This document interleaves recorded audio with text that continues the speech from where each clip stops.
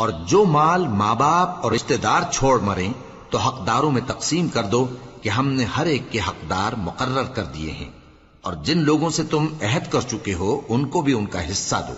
بے شک اللہ ہر چیز پر نگراں ہے۔ مرد عورتوں پر حاکم ہیں، اس لیے کہ اللہ نے بعض کو بعض سے افضل بنایا ہے، اور اس لیے بھی کہ مرد اپنا مال خرچ کرتے ہیں۔ تو جو نیک بیویاں ہیں وہ فرمانبردار ہوتی ہیں،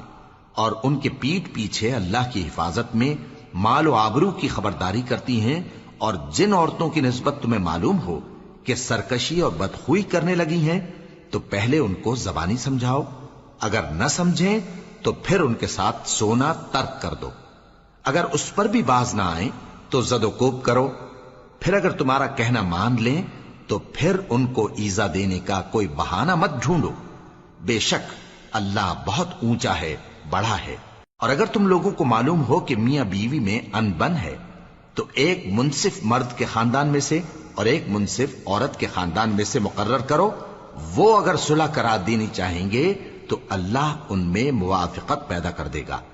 کچھ شک نہیں کہ اللہ سب کچھ جانتا ہے، سب باتوں سے خبردار ہے۔ اور اللہ ہی کی عبادت کرو اور اس کے ساتھ کسی چیز کو شریک نہ بناؤ، اور ماں باپ اور قرابت والوں اور یتیموں اور ناداروں اور رشتہ دار ہمسایوں اور اجنبی ہمسایوں اور پاس بیٹھنے والوں اور مسافروں اور جو لوگ تمہارے قبضے میں ہوں سب کے ساتھ حسن سلوک کرو، بے شک اللہ تکبر کرنے والے، بڑائی مارنے والے کو دوست نہیں رکھتا۔ جو خود بھی بخل کریں اور لوگوں کو بھی بخل سکھائیں، اور جو مال اللہ نے ان کو اپنے فضل سے عطا فرمایا ہے اسے چھپا چھپا کے رکھیں، اور ہم نے کافروں کے لیے ذلت کا عذاب تیار کر رکھا ہے۔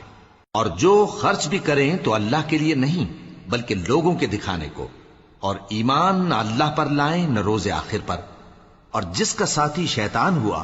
تو کچھ شک نہیں کہ وہ برا ساتھی ہے۔ اور اگر یہ لوگ اللہ پر اور روز قیامت پر ایمان لاتے اور جو کچھ اللہ نے ان کو دیا تھا اس میں سے خرچ کرتے تو ان پر کیا مصیبت آ پڑتی، اور اللہ ان کو خوب جانتا ہے۔ اللہ کسی کی ذرہ بر بھی حق تلفی نہیں کرتا، اور اگر کسی نے نیکی کی ہوگی تو اس کو کئی گنا کر دے گا اور اپنے ہاں سے اجر عظیم بخشے گا۔ بھلا اس دن کیا حال ہوگا جب ہم ہر امت میں سے احوال بتانے والے کو بلائیں گے اور تم کو اے نبی صلی اللہ علیہ وآلہ وسلم ان لوگوں کا حال بتانے کو بطور گواہ طلب کریں گے۔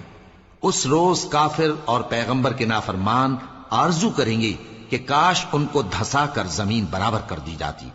اور وہ اللہ سے کوئی بات چھپا نہیں سکیں گے۔ مومنو، جب تم نشے کی حالت میں ہو تو جب تک ان الفاظ کو جو منہ سے کہو سمجھنے نہ لگو نماز کے پاس نہ جاؤ، اور جنابت کی حالت میں بھی نماز کے پاس نہ جاؤ یہاں تک کہ غسل کر لو۔ ہاں،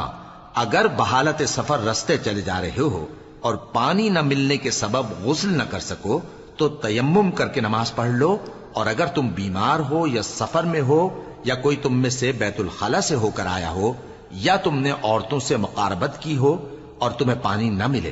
تو پاک مٹی لو اور منہ اور ہاتھوں کا مسح کر کے تیمم کر لو، بے شک اللہ معاف کرنے والا ہے، بخشنے والا ہے۔